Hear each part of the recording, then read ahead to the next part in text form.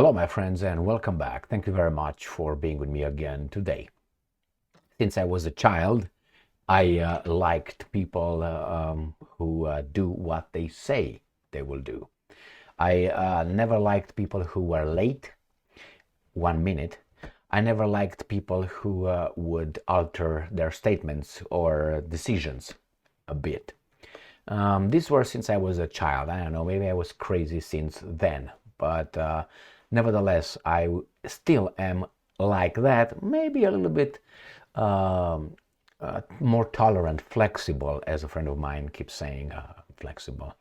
Okay, flexible meaning,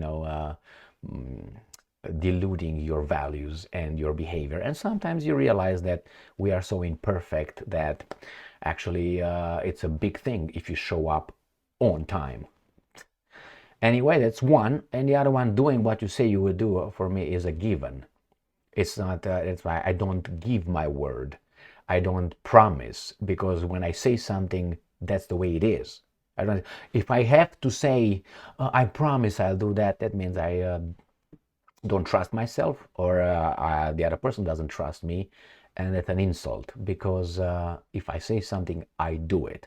It must be something, really, really outside of my control to not do something that I said I will do. So nevertheless, what's going on here?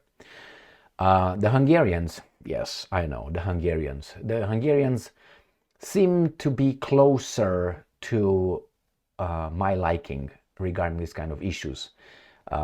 When they say something, they do it. The Russians are also very consistent in doing what they say they will do, good or bad. In this case, it's about Ukraine, Hungary. I know sometimes I have this, when I'm thinking of Hungary and saying Ukraine, I don't know what the hell is I gotta, hit my head against the wall a few times, maybe that falls into place. So we have here two articles, one from the Ukrainians and the other one from the Russians, telling us that Hungary blocked the 13th round of sanctions against Russia. Some people say, well, because they are controlled by Russia. There's no evidence. Just because you vote against other people and that might benefit someone else, it's not a 100% indicator or 99% indicator or 50% indicator that person is working for the other guys. I think an indicator is that that person looks for its own freaking interests ahead of other people's orders. I think that's a better way to express what Hungary is doing. Hungary and the Hungarian leaders, which is Viktor Orban, the prime minister, which probably would take Transylvania just like this. But nevertheless, man, you have to admire value in other people. And he fights for his country, unlike the Romanian leaders fighting for following orders. Here it is. Sputnik.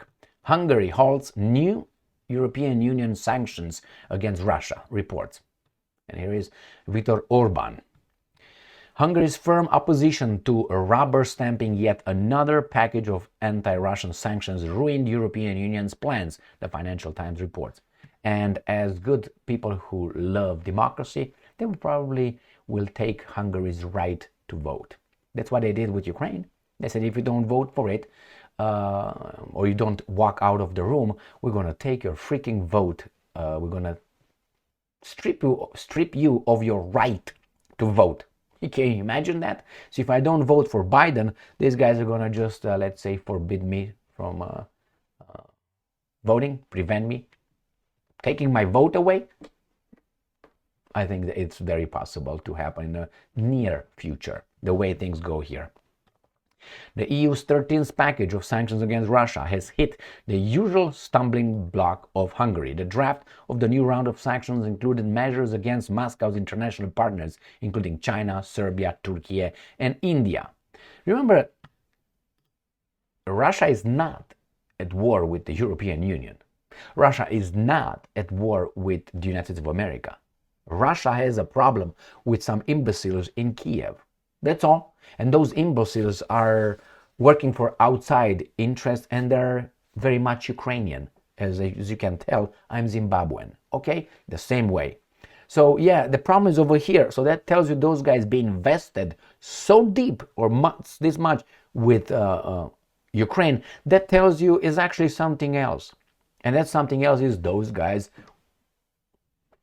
And do you think they were waiting? They want to fight Russia? They could have stopped this from the 1993, 1994. They could have stopped it then. And I'm not making a mistake. 1994. Let's make it this way. When they decided, you know what?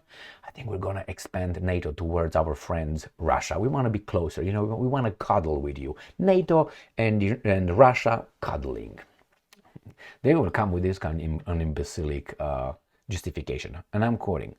Hungary was the sole news naysayer at a meeting of EU ambassadors yesterday that otherwise would have signaled off on the sanctions package, which targets almost 200 people and entities from Russia, China, and other countries, the Financial Times, based in former EU member, the UK, reported. Another, and I'm quoting, another EU official privy to the discussions noted that the Hungarian ambassador requested a bit more time to analyze the content of the proposals, end quote. Now, it doesn't mean that the Hungarians will not change. I hope they follow their interest. If they get an interest in slapping Russia with the 13th sanctions, whatever, that's their prerogative. They can do that. If that's beneficial for the Hungarian people, that's all they need to care. The problem is I don't think this is right. When you do it that way, you expect others to do it on you as well. So what's your involvement, European Union? Why are you so against Russia? Because of Ukraine? You didn't even know where Ukraine was about 2 years and 3 months ago. You didn't freaking know where Ukraine was. If you ask people, okay, tell me the population. Tell me 4 cities in Ukraine. I know, tell me their national poet.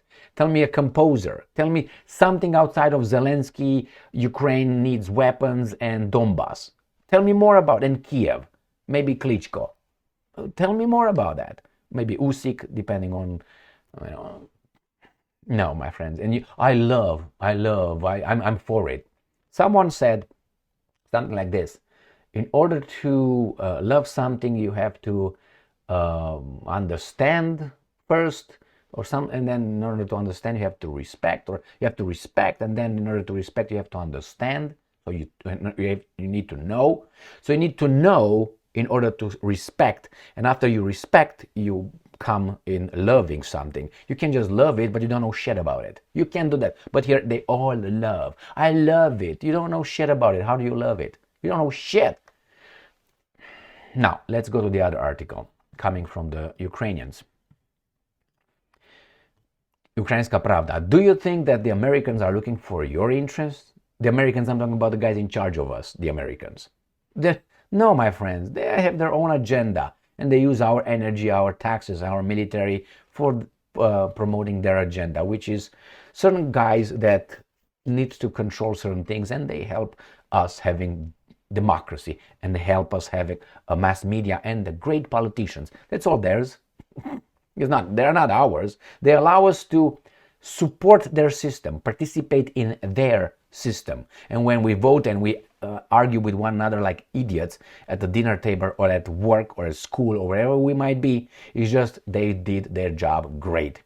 We argue among ourselves so we don't pay attention to their garbage. This is their system operated by them with us imbeciles, by them under their terms.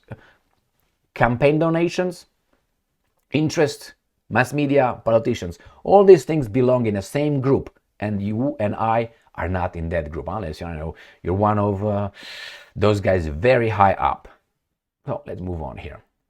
Hungary blocks EU's 13th sanctions package against Russia, and this is blocks for now. We don't know what's going to be next. I'm very surprised how he is still there, to be honest. Hungary has blocked the approval.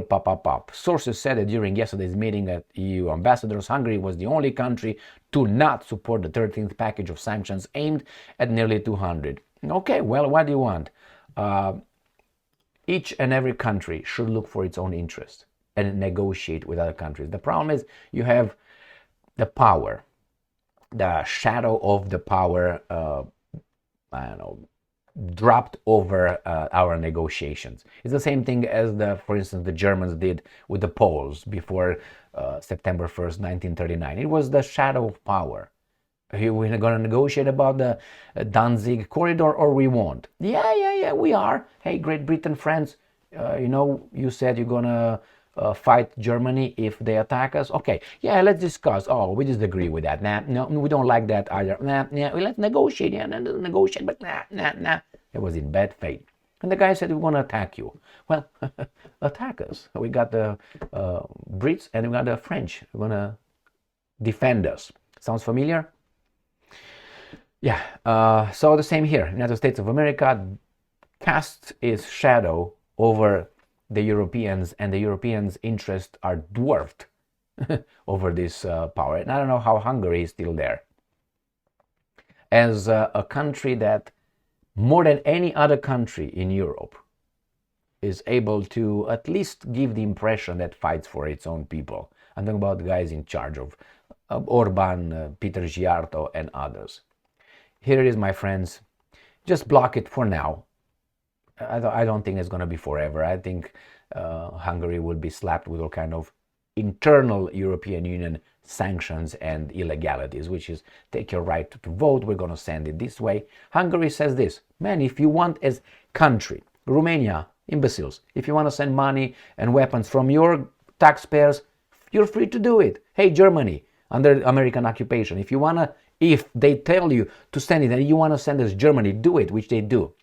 The same with every other country. But don't tell us we have to do what you want to do or what they tell you you have to do. Now, what's that? Well, we are in a European Union, you know. Well, if we are in European Union, then respect my rights to veto shit, to say no or yes based on. Don't try to blackmail me like those guys across the Atlantic.